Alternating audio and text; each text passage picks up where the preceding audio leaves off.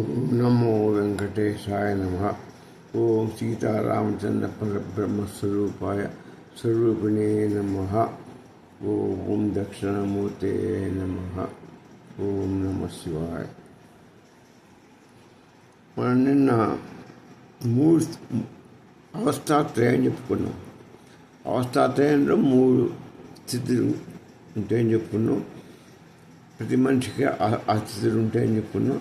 అవి ఏంటి? ఒకటి జాగ్రత్త అవస్థ, అవస్థాత్రయాన్ని మొట్టమొదటి జాగ్రత్త అవస్థ, స్వప్నావస్థ, తర్వాత సుషుప్త అవస్థ. దాని గురించి పరిపూర్ణంగా నేర్చుకున్నాం. ఇంకో నాలుగో అవస్థ కూడా ఉందని మనం అనుకున్నాం. దాని గురించి పరిపూర్ణంగా మనం చెప్పుకోలేదు. అదేంటి? తురీయ అవస్థ. దాని గురించి చెప్పుకున్నాం, కానీ మనం సవివరంగా చెప్పుకున్నట్టు లేదు నాకు. అందుకని మనం దాని గురించి ఈరోజు కొంచెం వివరంగా చెప్పుకుందామని నా భావన. అయితే ఈ తురీయ అవస్థ అనేది చాలా ముఖ్యమైనది. ఈ మనిషికి ఈ మూడు అవస్థలు మనం ఇందాక చెప్పుకున్నాయి. ఆ మూడు అవస్థలు ప్రతిరోజు మనం చూస్తున్నవే, అవి జరిగాయి, సహజంగా పోయేది. ఈ తురీయ అవస్థ అందరికీ అర్థం కాదు, తెలియదు. చాలామందికి తురీయ అవస్థ అనేది ఉన్నదని కూడా తెలియదు. ఈ తురీయ అవస్థ ఏంటంటే ఈ ఒక అవస్థ కాదు, ఈ మూడు అవస్థలు అంటారు. దీన్ని తురీయం అంటారు. దాన్నే మనం మనం అర్థం కావడం కూడా తురీయ అవస్థ అనుకుంటాం, కానీ ఇది తురీయం. ఈ పేరు తురీయం. మాండుక్యోపనిషత్తు చెప్పింది. దీనికి ఆధారం మాండుక్యోపనిషత్తు. ఈ తురీయంలో ఈ అవస్థ కాదు, ఇది ఒక స్వరూపం.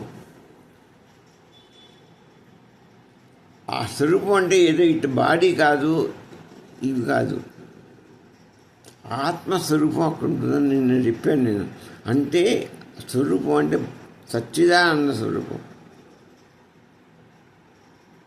ఈ తురీయ స్థితిలో మనం ఎట్లుంటాం, మన ఈ శరీరం ఇక్కడ విడిపెట్టిపోతాం, ఇవన్నీ పోతాయి. మనకు ఉండేది ఆత్మ ఒక్కటకు చేరుకుంటుంది. తురీయంలో అది నశించదు, అది అక్కడ పోతుందని నిన్న మనం చెప్పుకున్నాం. అది తురీయంలో ఉంటుంది.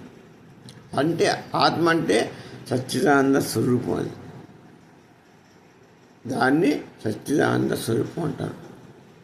అది గుర్తుపెట్టుకోవాలి.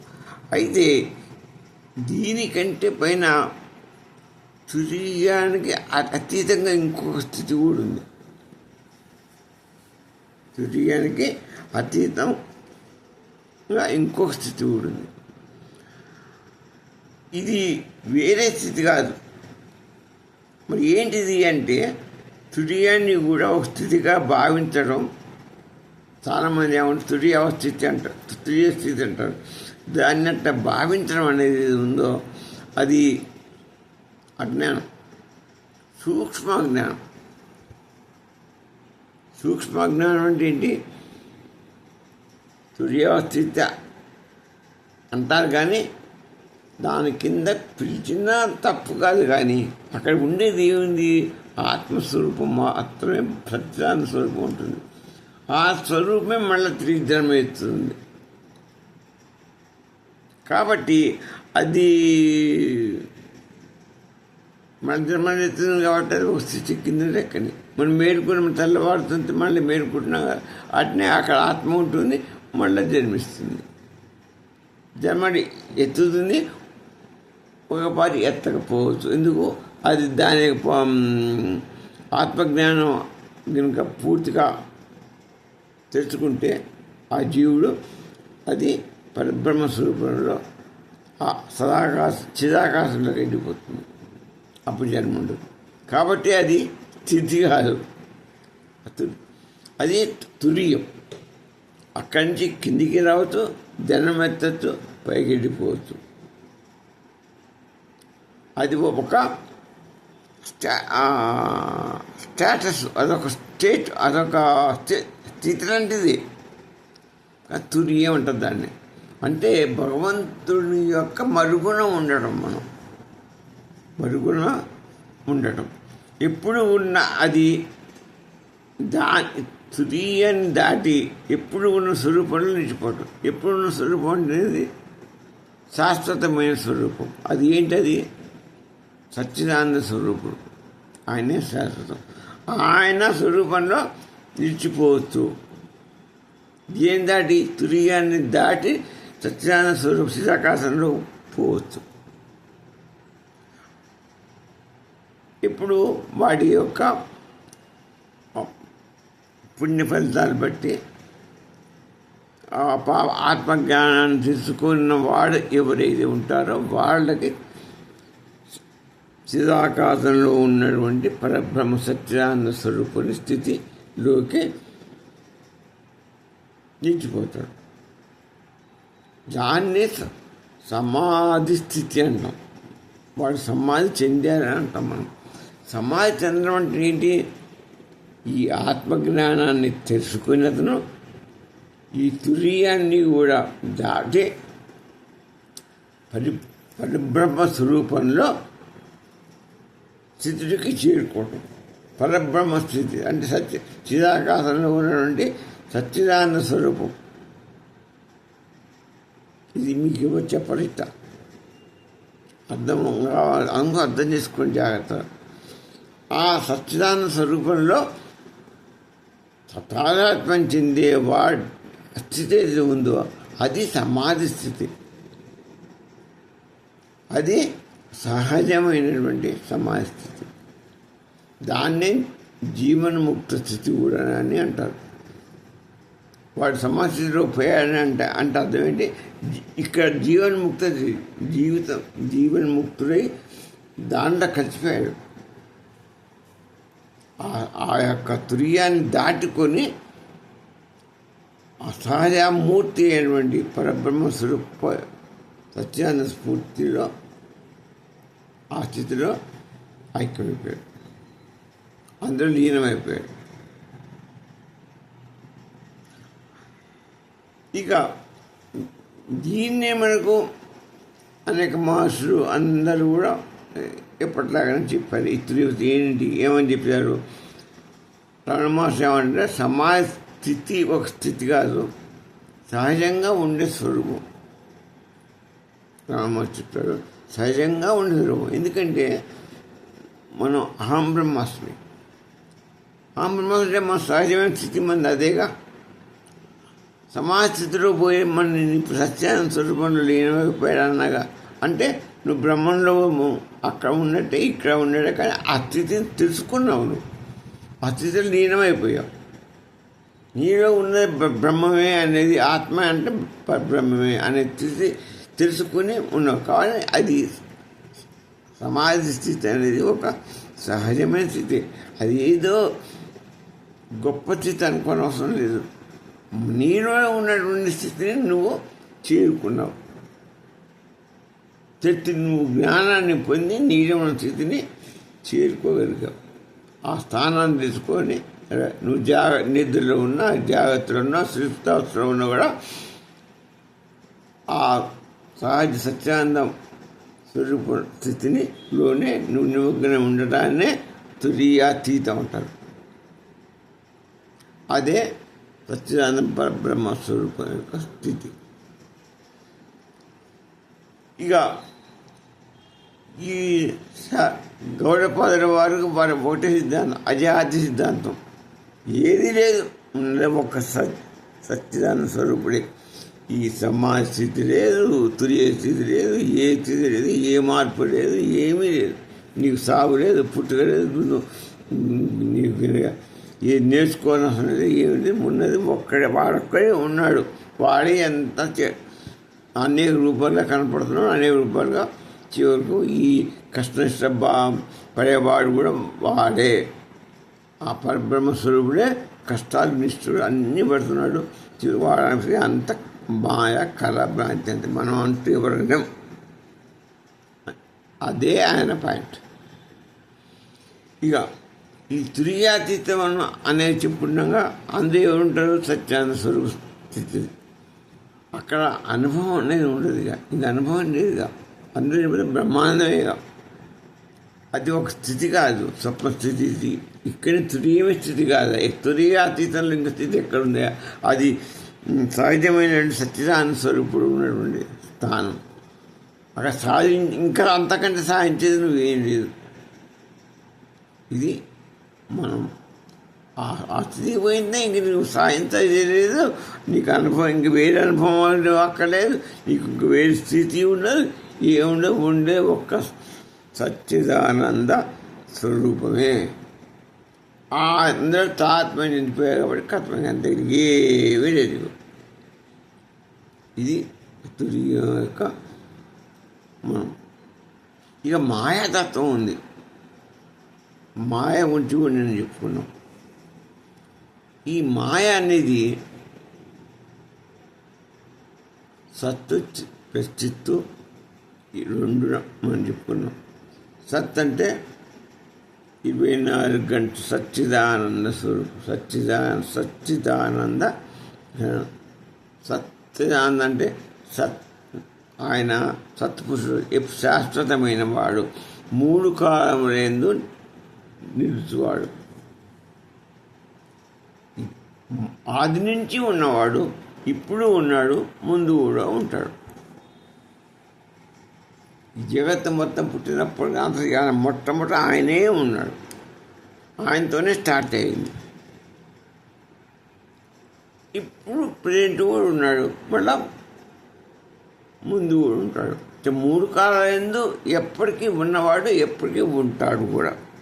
ఆయన సచ్చిదానంద స్వరూపి. అంటే అంటారు మనం స్ఫటికంలాగా శుద్ధమైన వాడు, పారదర్శకవంతుడు, నిరాకారి, సర్వవ్యాప్తి చెందినవాడు. అన్నిట తానున్నాడు, తనలో అన్నీ కలిగినవాడు. ఆయన దగ్గర లేనిది ఎక్కడ ఇది లేదు. ఆయన లేని చూడంటూ లేదు. అన్ని వస్తువుల్లో అన్నిటిలో ఆ చైతన్య చిత్తుతో కూడుకుని ఉంటాడు. ఆయన చిత్తుతో కూడుకుంటేనే మనకి ఆకారాలన్నీ వస్తున్నాయి. ఆయన సత్తు చిత్తుతో కూడుకొని ఉంటాడు. ఆయన అసస్వరూప సత్తు చిత్తుతో కూడుకొని ఉన్నప్పుడు ఈ సాకారాలుగా చెందినటువంటి ఈ జగత్తు, జీవులు మొత్తం, సృష్టి మొత్తం ఈ కనపడుతుంది చిత్తుతో కూడుకుంటే. అది ఆ చిత్తే మాయ, అవిద్య, అజ్ఞానం ఎన్ని పేరు. ఆ మాయ మహాబలీయమైంది. అది అమ్మవారి శక్తి. అమ్మవారే స్వామి ఎందుతో కూడుకొని ఉంటుంది, సర్వదా కూడుకుంటుంది, విడిగిపోదు. ఇదివరకే మనం చెప్పుకున్నాం. రూపాయికి బొమ్మ పురుషులాగా విడిపోవు. అలా 2 కలుస్తూ ఎప్పటికీ శాశ్వతమైనవి. అది కలిగి ఉన్నప్పుడే దానికి విలువ. వాటితోనే ఈ సర్వ సృష్టి ఎంత సాకారం అయ్యే వస్తువులు మన కంటికి ఇందే కనపడే వస్తువులు అన్నీ కనపడుతున్నాయి మాయ వల్లనే. మాయా ఈ జగత్తు, ఈశ్వరుడు సృష్టి మొత్తం మాయాజనితం. ఇది నేను ఎన్నోసార్లు మొత్తుకుంటున్నాను. ఎంత మన ఇంద్రియాలకు గోచరీయమైనది అంటే మన కంటికి, మన దానికి, మన మనసు తోచినది, మన ఇంద్రియాల పంచేంద్రియ కర్మేంద్రియాలకు అందుబాటులో ఉన్నటువంటి అన్ని జ్ఞానేంద్రియాలకి తోస్తున్నటువంటి ఈ స్వరూపం అంతా కూడా మాయాజనితం. కాబట్టి ఇదంతా ఆభాస, అనాత్మ. ఎంత ఆభాస కింద వస్తుంది. మన ఇంద్రియాల గోచరం అంతా ఆభాస. అదే మాయాజనితం. అందుకనే అవిద్య అన్నారు. ఇది కనబడేది అంటే మాయ అంటే లేని దాన్ని ఉన్నట్టుగా కలిగింపజేస్తున్నది. మాయ యొక్క మెయిన్ ఉద్దేశం, మెయిన్ ప్రభావితం, అది సబ్జెక్ట్ ఏంటంటే అది లేని దాన్ని ఉన్నట్లుగా చూపించేటువంటి గుణం కలగదు. ఎట్లా అంటే ఉదాహరణగా తాడు మా ఇంటి దగ్గర అజ్ఞానం అంటే చీకట్లో మనం ఉంటాం. ఉన్నప్పుడు ఒక తాడు ఉంటుంది అక్కడ. ఆ తాడు గాలికి మనకు ఊగుతుంటుంది. మనం దాన్ని చూసి అటు పోయి దాని దగ్గర పోయినప్పుడు అది పాము అనుకుని మనం భయపడతాం. ఆ తాడిన రద్దుని మనకు పాముగా క్రియేట్ చేసేది మాయ. అతని ఈ జగత్తునంతా కూడా క్రియేట్ ఈ జీవత్వాన్ని, జీవుని, సర్వజీవులు, ఈ జగత్తు అంతా కూడా మనకు ఆ తాడుని కనపడి కూడా పాముగా రాబోయం చేస్తుందో, దీంట్లో దాక్కున్నటువంటి ఈశ్వరుని మనకు పరమేశ్వరుని చూపించకుండా మాయతోని ఎంత మాయాజంత పనికిరాని శాశ్వతం కాని వస్తువులు, శాశ్వతమైన వస్తువులు మనకు చూపెట్టదు. మన ఇంద్రియాలకు గోచరం కానియదు మాయ. అది నీలో ఉన్న ఆత్మనే పరబ్రహ్మస్వరూపుడు. దాన్ని నీకు కనపడిస్తుందా? అదే మాయ నిజాన్ని మరుగుపరుస్తుంది. ఇదే మాయ. మాయ అంటే ఏంటి అంటే ఇది, అది బలీయమైనది, తెలవనీయదు మనకి. అవిద్య అందుకని విద్య కాదు అది. మన అవిద్య ఎప్పుడు అజ్ఞానంతో మనం మోహింపజేస్తుంది, భ్రమింపజేస్తుంది. సరే, వాడు గాడి విద్యవాడు ఇంకా మన ఎలా మోహింపజేస్తాడో అలా మోహింపజేసేది మాయ, దాని తత్వం అది. ఇంకోటి ఏదైతే నిర్వచనం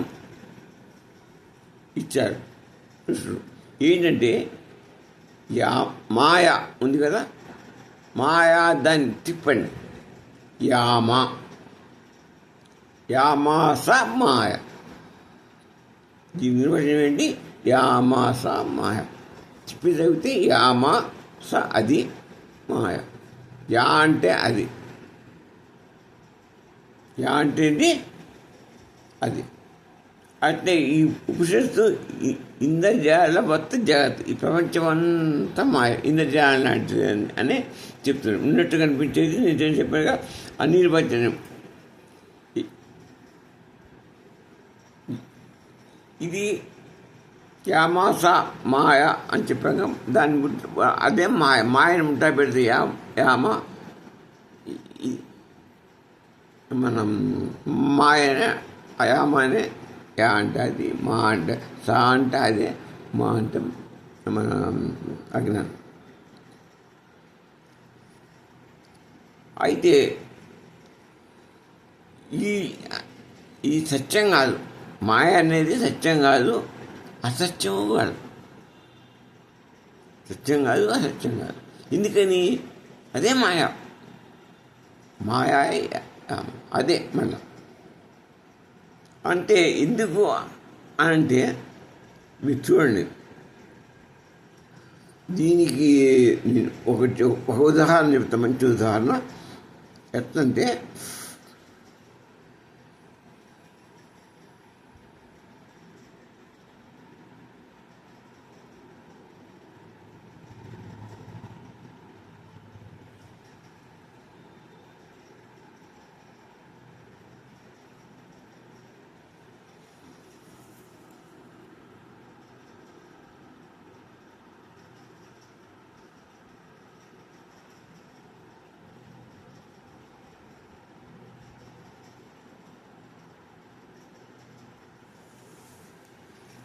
ఇప్పుడు మీకు నేను ఒకటి చెప్పాను, యామాస అన్న. యామ అంటే మాయ అంటే యా అంటే అది అని చెప్పాను కదా. తర్వాత మా అంటే కాదు, లేదు. యా అంటే అది, మా అంటే లేదు. అది లేదు. ఏది? ఈ మనకు మాయ సృష్టించింది ఏమనుకున్నాం? జీవుడు. మనకున్నే 3 పన్నమంటారు. ఒకటి పరబ్రహ్మం, తర్వాత జీవుడు, తర్వాత జగత్తు. ఈ 3 ఉన్నాయి. ఈ 3 మనం దాని గురించి ఈ చర్చ అంతా, ఇదంతా నడుస్తుందంతా ఈ మొత్తం అంతే. జగత్తులోనే కాదు, జగత్తులోనే మనకు పరిమాణం, అందులో ఉన్న జీవుడే సృష్టి. ఈ జగత్తు జీవులే మొత్తం పరమాత్మ సృష్టి. అదే పరమాత్మ సృష్టి, మాయా సృష్టి. ఇదే ఈ జగత్తు ఇది ఈ రెండింటిని మాయా సృష్టి. యా అంటే ఏం చెప్పాను, అది ఆ జగత్తు, ఈ జీవితం. మా అంటే మా కాదు, మా కాదు. సా యా మా సా అంటే అది. అంటే ఏం చేస్తుంది మనకి, అది లేదు, ఈ జగత్తు లేదు, జీవం లేదు, కానీ మనకు కనిపిస్తున్నది, మనకు కనిపిస్తున్నది. అంటే ఏంటి, ఈ మాయ అనేది ఈ జగత్ ఉన్నదంటే లేదంటే లేదు, ఉన్నదంటే ఉన్నది. పాము అక్కడ ఉన్నదా అంటే ఆ చీకటమ్మ నిజంగా మన బ్రహ్మ చూసి కాబట్టి ఉన్నది, లేదంటే అక్కడ నిజంగానే లేదు. ఉన్నట్టుగా మనం ఈ జగత్తు ఇదంతా కూడా కనపడుతుంది కాబట్టి మాయ అంటే పూర్తిగా సత్యం కాదు, పూర్తిగా సత్యం కాదు. వేదాంతం చెప్పేది అంటే మాయ అంటే మరి అసత్యము కాదు. మరి ఏంటిది, అన్ని నిర్వచనం. ఈ మాయని మనం నిర్వచించలేం. ఈ మాయని నిర్వచించడానికి మనకు శక్తి లేదు, దానికి అసలు నిర్వచనం లేదు, దానికి నిర్వచనం అనేది లేదు. మరి ఏముంది దీనికి, మాయకి? అది సత్యంలాగానే కనపడుతుంది, పూర్తిగా సత్యం కాదు. కనపడుతుంది కానీ సత్యం కాదు. అది అనిర్వచనీయమైనటువంటి ఇది. మనం ఏం చేయాలి, ఈ శరీరం ఉంది, కనపడుతూనే ఉంది, కానీ ఇది సత్యం కాదు. మనసుకు ఆలోచన మాకు కనపడుతుంది, అది సత్యం కాదు. ఈ విధంగా మనం నేతి అంటే ఇది కాదు, ఈ శరీరం కాదు, ఈ మనస్సు కాదు, ఈ ఇంద్రియాలు కావు అని మనం ఇట్లా తీసుకుని పోతే అసలు వస్తువు ఇది పరబ్రహ్మ స్వరూపాన్ని కనపడుతుంది. అసలు వస్తువు ఏంటంటే పరబ్రహ్మ స్వరూపమే, అది సత్యమైనది. ఇవన్నీ సత్యం కావు, కానీ కనపడుతూనే ఉన్నాయి. దీనిలో దాక్కున్నటువంటి ఆత్మే పరబ్రహ్మ స్వరూపం. ఇది కాదు, నేతి నైతి అంటే నేతి నైతి అని ఈ శరీరాన్ని, ఇంద్రియాన్ని, మనసుని అన్నిటినీ తీసివేసుకుపోతే మనం మిగిలేది ఏముంది, బ్రహ్మ చైతన్యం. ఆ చైతన్య స్వరూపమే అమ్మవారు. అదే మన ఆత్మలాగా మన శరీరం లోపల దాగి ఉన్నది. అది మనకు కనపడదు. ఉన్నదా? ఉన్నది. లేదా ఏమో, లేకపోతే చేష్ట పని చేస్తుంది కాబట్టి ఉన్నది. మనం చూపించమంటే ఎక్కడ చూపిస్తాము, నిరాకారి. అలా అదే ఇది. ఈ జగత్తు ఉందంటే ఉన్నది, లేదంటే లేదు. ఆత్మ ఉందంటే ఉన్నది, లేదంటే లేదు. ఆత్మ లేకపోతే నీకు శరీర చైతన్యం లేదు, చైతన్యం అంత పోతుంది. మరి దాన్ని చూపించాలంటే మనం చేస్తాం, అది నిరాకారం. అది ఎట్లా? అందుకు ఇదే మాయ, అమ్మవారే మాయ. ఆ శక్తే మాయ శక్తి. ఇప్పుడు చెప్పినంత అదే. ఉన్నదా? యా ఉన్నది, అది మా లేదు. మళ్ళీ సా ఉన్నది, అది ఉన్నట్టు ఉంటుంది, లేనట్టుగా నిజంగా లేదు. అదే ఇది.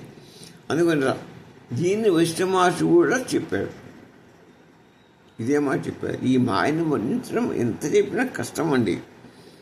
మాయా ఆ పరబ్రహ్మాన్ని వర్ణించడం, తెలుసుకోవటం రెండూ కష్టం. మన బుద్ధికి ఎంత తోస్తే అంతవరకే వస్తుంది. మనం ఎంత దీర్ఘంగా ఆడిస్తే అంత దీర్ఘంగా పోతుంది. సాగుతూ పత్తిని సాగదీసే శక్తి ఉంటే ఎంతప్పుడు సాగదీయచ్చు. ఈ శక్తి లేకపోతే ఇక్కడే తెగిపోతుంది. ఈ మాయా సచ్చిదానంద స్వరూపుడు. అదే సత్తు ప్రచిత్తు. చిత్తు అంటేనే మాయ, సత్ అంటే విరాట్ స్వరూపుడు. ఆయన శక్తిని, ఆయనని, ఈ చిత్తశక్తిని, ఆనందం, బ్రహ్మానందం, సచ్చిదానందం మూడే ఉన్నాయి. అవే మూడింటిని వర్ణించడం, మూడింటిని తెలుసుకోవడం ఇది బహు కష్టం. మంచికి ఒక ఆలోచన ఉంటుంది, మంచికి ఒక ఒక రకంగా ఒకటి పాదానికి అది కనపడుతుంది, ఒకరికి పామే కనపడుతుంది. డైరెక్ట్గా అది మన తాడని చెప్పేస్తాడు. బ్రహ్మజ్ఞాన స్వరూపుడు, బ్రహ్మజ్ఞానం ఉన్నవాడు దాన్ని ముందే చెప్పేస్తాడు. అది పాము కాదురా బాబు అని చెప్తాడు ఆ జ్ఞానవంతుడు. ఆ జ్ఞానం అంటే వాడికి ఆ వెలుగు ఉన్నది. అదే మరి ఒకటి అన్నీ తెలిసిన వాడు జ్ఞాని, వాడు ముందే తెలుసుకోండి అంత. అజ్ఞానికి తెలియదు కాబట్టి వాడిని చేపటికి పామని అంటాడు. ఇదే మాయ. అందుకు రామ వైష్ణమాసి ఏంటంటే, రామ ఈ మనస్సే మాయ, ఈ మాయ ఎక్కడో లేదా, ఈ మనస్సే నీ మనస్సే నీకు మాయ. నీ మనసు చెప్తున్నది ఎట్లా, అది తాడని చెప్తున్నది నీ మనస్సే, అది పామని చెప్తున్నది నీ మనస్సే. కాబట్టి అన్నిటికీ మూల కారణం ఏంటి? మనస్సు మాత్రమే. రామ అని వశిష్ఠుడు శ్రీరాముడికే చెప్పాడు ఈ మాయ గురించి. ఇక అంతకంటే మనం ఎట్లా దీన్ని ఇది చేయాలి? ఎందుకంటే మన కళ్ళలో పావును చూస్తే మనం భయపడతాం, అసహజమే. కానీ అక్కడ పాము ఉందని లేదు, లేకపోయినా భయపడతాం. అది పామునే అనుకుంటాం, నిద్రలో అది పామే అనుకుంటాం. కాబట్టి మనం భయపడుతూ ఉంటాం. వాస్తవంగా అక్కడ ఏమీ లేదు. నేను చెప్పింది ఇందాక చెప్పాక దూరం చూసి పాముని భయపడినట్టుగా ఉంటుంది. కళ్ళలో కూడా పాముని చూసి మనం భయపడాలి, కానీ అక్కడ పాము అయితే లేదు. అదే మాయ. జ్ఞానవంతుడికి పాముని చూస్తుంది, అజ్ఞానికి అది తాడుగా భావిస్తాడు, వాడు భయపడతాడు. ఇదే మాయ. ఈ మాయని గ్రహించడమే, ఈ జ్ఞానాన్ని పొందడమే వెలుగు. అదే జ్ఞానం అంటే అదే వెలుగు, అదే పరబ్రహ్మ స్వరూప చైతన్య స్వరూపంలో ఆత్మజ్ఞానాన్ని తెలుసుకోవటం. అదే ఎన్ని 3 స్థితుల్లో కూడా నీకు పాముగా కనపడాలి, తాడుగా నేను తెలుసుకోవాలి. అన్ని స్థితుల్లో తెలుసుకున్నప్పుడు నీకు జ్ఞానం వచ్చినట్టు. ఆ జ్ఞానం వస్తేనే నీ ఆత్మ కనపడినట్టు. అది సచ్చిదానంద స్వరూపంలో నువ్వు లీనమైనది. అప్పుడు అదే లీనమైనది. ఇక మాయ యొక్క శక్తి ఒకటి ఆవరణ. ఆత్మ ఉంది కదా, ఈ ఆత్మ సత్తు ప్రచిత్తు. ఆత్మ అనేది ఏంటి? సత్తు ప్రచిత్తు. ఆ రెండు ఎప్పుడు ఆత్మ అంటున్నాం మనం. ఆత్మస్వరూపుడు మనలో ఉన్నాడు. ఆత్మ ఒక్కడే ఉండడు. ఆత్మ ఉంటే చిత్తునుంటే, చిత్తు ఉంటే ఆత్మ ఉన్నట్టు. ఆ రెండు వీడలేవు. మనం సచ్చిదానంద స్వరూపం ఎందుకన్నాం? మనలో సత్తు ఉంటే చిత్తు ఉన్నట్టు, సచ్చిత్తుడు ఉన్నది. ఈ రెండు ఉంటే ఆనందం ఉన్నట్టు. కాబట్టి సచ్చిదానంద స్వరూపుడు నువ్వు అహం బ్రహ్మ, నువ్వు తత్వమస్మి అని చెప్తున్నాను. ఇంతకంటే ఇంకా అసలు నీకు ప్రూఫ్ ఏంటి? ఏం కావాలి చెప్పు. నేను క్లియర్ చెప్తున్నా కదా. నీ ఆత్మ నీలో ఉన్నది అంటే ఏంటి? సత్స్వరూపుడు అయినట్టు. సత్తు ఉన్నది. సత్తు ఉందంటే చిత్తు, సత్తు ప్రసిద్ధి నీలో ఉన్నది. ఈ రెండు ఉంటే ఆనందం కూడా ఉన్నది. కాబట్టి నీకు అప్పుడప్పుడు దీర్ఘనిద్ర, తురియ సుప్తావస్థలో ఆనందం కలుగుతుంది. మాయ ఉండబట్టే నువ్వు ఈ జగత్తులో తిరుగుతున్నావు. దీన్నే నిజమని నమ్ముతున్నావు. సత్వగుణం ఉన్నప్పుడు అప్పుడు నిజమైన గుణాన్ని ఆత్మజ్యోతిని దర్శనం చేసుకోవాలి అనే ఒక బుద్ధి పుట్టే జ్ఞానం పరివేస్తాం. సత్వం ఉన్నది కాబట్టి, మాయ ఉన్నది కాబట్టి నిన్న జోలిపోయి. ఈ రెండు ఆనందం ఉంది కాబట్టి నీకు తురియావస్థలో, నీకు సుషుప్తావస్థలో ఒక రకమైన ఆనందం కలిగిస్తుంది. అజ్ఞానంలో కూడా నీకు ఆనందం కనిపిస్తుంది. అదే నిజంగా పరమాత్మ సత్యానందాన్ని నువ్వు సాక్షాత్కారం తీసుకుంటే నీకు పరమానందమే లభిస్తుంది. అది గుర్తుపెట్టుకోవాలి. అందుకనే మాయ ఏం చేస్తుంది? సత్యాన్ని కప్పిస్తుంది అర్థం. అంతేగా మరి ఆ రద్దుని పాములాగా చూపిస్తుంది కాబట్టి అంటే అర్థం ఏంటి? ఉన్న వాస్తవం మాయ యొక్క గుణం ఒకటి, ఉన్నదాన్ని లేనట్టుగా చూపించడం. ఇది రాసి పెట్టుకోండి, ఫండమెంటల్గా రాసి ముద్రేసుకోండి మీ మనసులో. మాయ అంటే లేని దాన్ని ఉన్నట్టుగా చూపించడం, దాని గుణం అదే. విక్షేప శక్తి అంటే అసత్యాన్ని చూపిస్తుంది. విక్షేపం, నీకు విక్షేపం చెందావు అంటే అసలు దాని మరుగున పడి దీన్నే నువ్వు నిజమని నమ్ముతున్నావు. తాడి మీద పాము నాట్యం చేస్తున్నది, తాడు పాములా కనిపించడం, అదే విక్షేపం చెందింది. సత్యాన్ని మీద నీకు పొరగమ్మి ఈ విక్షేపం చెంది, అది విక్షేప శక్తితోనే అమ్మవారు ఈ విధంగా చేస్తుంది. దాన్ని విక్షేపిస్తున్నట్టు ఇష్టం లేని దాన్ని ఉన్నట్టుగా చూడటం, భావింపజేయటం, తాడిని పాముగా చేసినట్టే విక్షేపం. నీ మనసుని విక్షేప స్థితిలోకి తీసుకొని పోతుంది.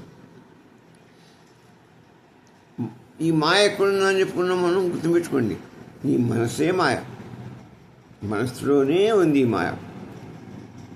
ఉండబట్టే నీకు మనసు, మనకి ఏది వస్తువు చూసుకునేది మన ఆట, దీన్ని పెన్ను అని అనుకున్నాం. ఎట్లా తెలుస్తుంది నీకు? మనస్సు నీ కళ్ళు చూస్తున్నది, నీ మనసు చెప్తున్నది ఇది పెన్నురా బాబు అని. మనసే చెప్పింది. నీ ఇంద్రియాలు కళ్ళు చూస్తున్నది కానీ అది చెప్పలేవు. మనస్సు గ్రహిస్తుంది, మనస్సు నీ నోటి ద్వారా అది చెప్పిస్తుంది ఇది కలము పెన్ను అని. నీ ఇంద్రియాల ద్వారా అంటే మనసు ప్రధాన ఇంద్రియం. ఈ అన్నింటికి ఈ కళ్ళతో చూపించింది, అది గ్రహించింది, నోటితో చెప్పించింది. కాబట్టి మనసే అన్నిటికంటే ప్రధానం. అదే ఈ రద్దును కూడా పావని చెప్పేది కూడా మనసే. నిజంగా అక్కడ రద్దు ఉంటే అది పావని చెప్పిస్తుంది, అప్పుడు కూడా మనసే కారణం. అంటే ఇప్పుడు అన్నిటికీ ఈ మాయకి ఇది ఎంత కారణం ఎవరు? మనసుగాడే. అది సంకల్పాలు చేస్తుంది, తప్పు చేస్తుంది, ఒప్పు చేస్తుంది, అన్నీ చేస్తుంది, కొన్ని నిజాలు చెప్తుంది. ఈ పెన్నులా అని చెప్తుంది, మళ్ళా తాడిని పాములా కూడా చెప్తుంది, రాంగ్ గైడెన్స్ కూడా ఇస్తుంది. అందుకని నేను చెప్పాను, మనస్సు బహిర్ముఖం చేస్తే ఈ జగత్తో తిరుగుతాం, అంతర్ముఖం చేస్తే మాయ భవస్వరూపుని కూడా చూపిస్తుంది. మాయ రెండు పనులు చేస్తుంది, తప్పు చేస్తుంది, ఒప్పు చేస్తుంది. దాన్ని ఉపయోగించుకోవడంలో ఉంది మనం కదా. కాబట్టి మాయ ఇంకోటి, ఇది మాయ అనేది ఇవాళ పుట్టింది, నిన్న పుట్టింది కాదు, అనాది. ఎందుకని? సత్తు ఎప్పుడు పుట్టిందో మాయ కూడా ఆయనతో పాటే ఉంటుంది. కాబట్టి ఆయనతో పాటు ఉన్నది శాశ్వత, ఆయనతో పాటే శాశ్వతమైంది. కాబట్టి ఇది కూడా అప్పుడే పుట్టింది కాబట్టి అనాది, ఇది కూడా అనాది. మరి మాయ మరి పోదా అండి, ఇష్టపోతుంది మనకంటే అది ఒక మనం మాయ మనలో ఆత్మస్వరూపంలో ఉంది. అది ఉంటే సత్తు చిత్తు ఉన్నది. ఆ చిత్తు వల్ల మనం తెలుసుకోలేకపోతుంది. కాబట్టి ఆ చిత్తును పోగొట్టు సత్తు మాత్రాన్ని మనం గ్రహించాలంటే, వ్యాసం తెలుసుకోవాలంటే మనకు ఒక టార్చ్ తీసుకొని జ్ఞానం చీకటి పోగొట్టాలి. మాయ అంటే చీకటి, అజ్ఞానం, అవిద్య, చీకటి. అజ్ఞానం అంటే జ్ఞానం లేకపోవటం. ఆ జ్ఞానం అనే ఒక టార్చ్ పెట్టుకొని దాన్ని ఫోకస్ చేస్తే అది తాళం తెచ్చిపోతుంది, పాములు కానిపోతుంది, నీకు భయం పోతుంది, మాయ అనేది తొలగిపోతుంది, సత్యం తెలుస్తుంది. అదే పరబ్రహ్మ ఆత్మజ్ఞానం. ఆత్మజ్ఞానం చేస్తే నువ్వు ఆనందాన్ని వచ్చి ఆ సత్యాన్న స్వరూపంలో జ్ఞానం వస్తుంది, సత్యాన్న స్వరూపంలో లీనమైపోతుంది, ఆత్మ చనిపోతుంది. అందుకని ఈ మాయ అనేది మామూలుగా ఇది కాదు. మాయ అనేది అనాది, జ్ఞానంతో అది తెలుసుకోగలుగుతాం. అది పోవటం కూడా ఈ జ్ఞానం వస్తేనే అజ్ఞానం పోతుంది. బ్రహ్మ సత్యం, బ్రహ్మం ఎప్పటికీ సత్యం, జగత్ మిథ్యం. ఇవి సిద్ధాంతాలు. ఈ దీని రామాయణ వాళ్ళు ఏమంటారంటే మాయ అనేది పరమాత్మ శక్తి, ఆయనకి ఎత్తైన పరమాత్మ శక్తి, అది ఖాయమేగా నేను సత్తుతో పరిస్థితి ఉంటుంది. కాబట్టి అది మాయ అంటే పరమాత్మ శక్తి, ఈ జగత్తు నిజమే, జీవులు నిజమే, ఎన్ని పరమాత్మ యొక్క భాగాలు.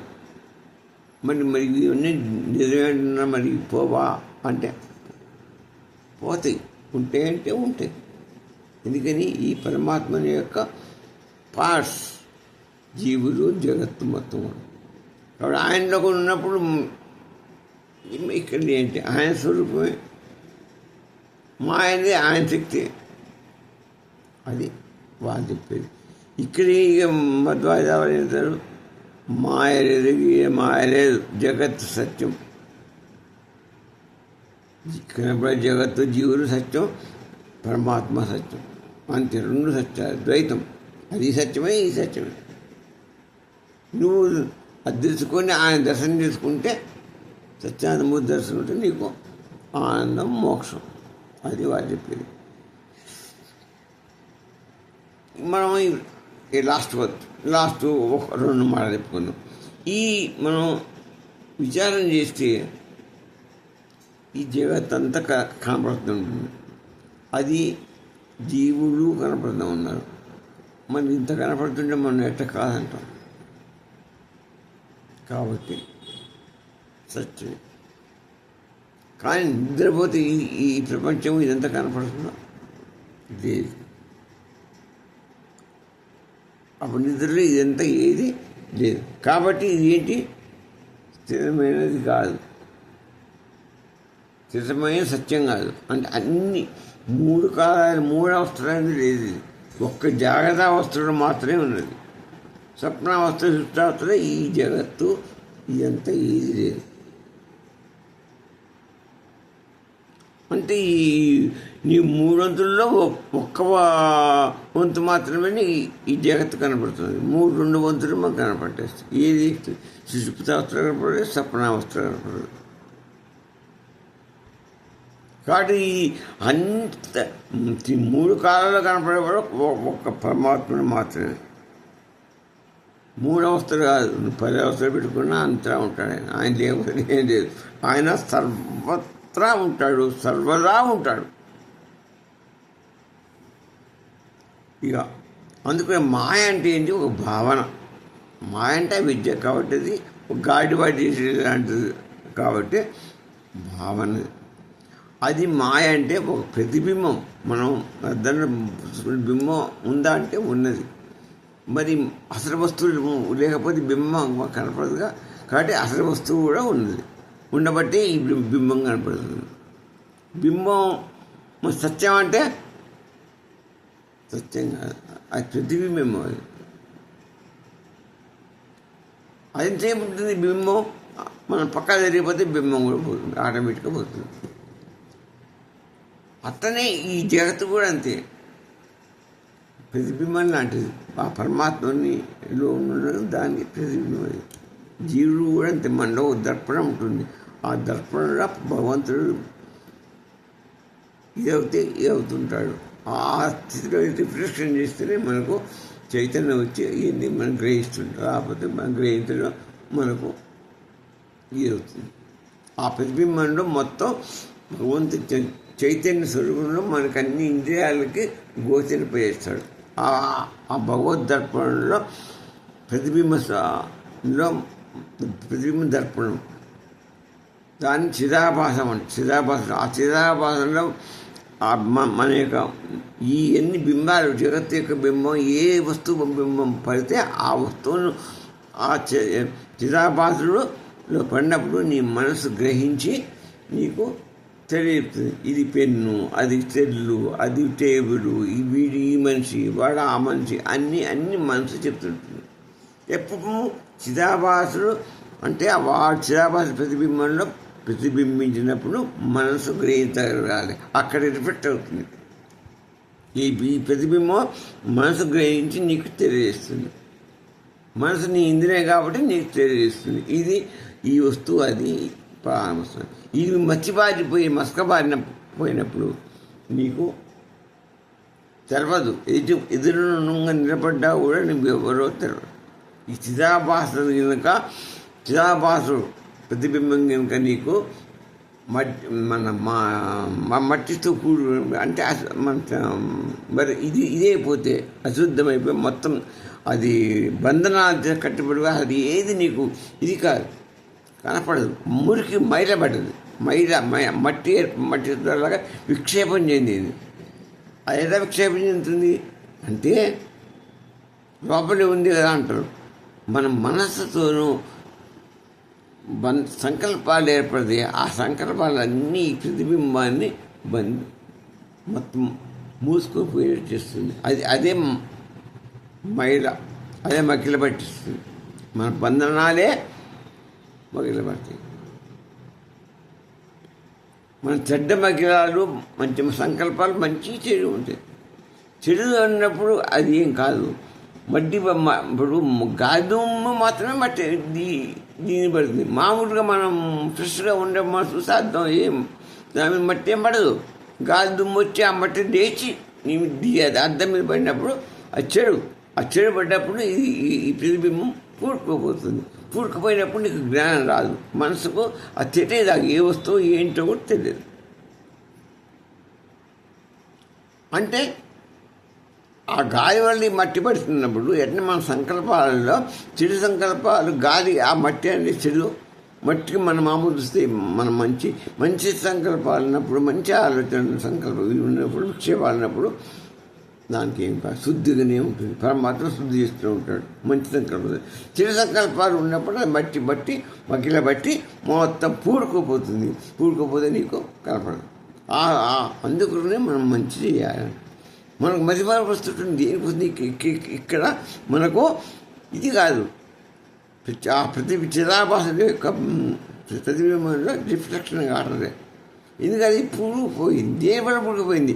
నీ సంకల్పాల పాటు పూడిపోయింది, చెడు సంకల్పాల పాటు పూడుకుపోయింది. అందుకోసమే చెడు సంకల్పాలు పెట్టుకోవద్దు. నీ కొన్ని గుర్తొస్తున్నాడు అంటే నీ పూర్తిగా అక్కడక్కడ గ్యాప్స్ ఉన్నాయి. ఆ గ్యాప్లో ఎక్కడో డిఫరెన్స్ అయితే నీకు ఒక్కటిగా తెలుస్తుంటుంది. ఎంత విద్య అండి ఈ మాయా అనేది అవిద్య. కాబట్టి ఇది చిత్తమే, ఈ మనస్సే జగత్తు. మనస్సు జగత్తు. చిత్తం లేనప్పుడు మాయ లేదు. చిత్తం లేనప్పుడు మాయ లేదు. ఎందుకంటే మనసే అన్నీ చెప్పేది. ఇది పెన్ను, అది తాడు, అది పాము అని చెప్పి మొత్తం అదే. ఇంతకంటే ఇక చేయలేదు. అందుకు యమాస మాయా అనేది దీని యొక్క మాయ యొక్క ప్రధానమైన వాక్యం. అదే బ్రహ్మైవ సత్యం. అదే మాయ ఉందనుకుంటే బంధనం, మాయ లేదు అని తెలుసుకుంటే మోక్షం. ఇదే దీని యొక్క సూత్రం. తిరిగి చెప్పుకుందాం మనం. ఓ నమో వెంకటేశాయ నమః.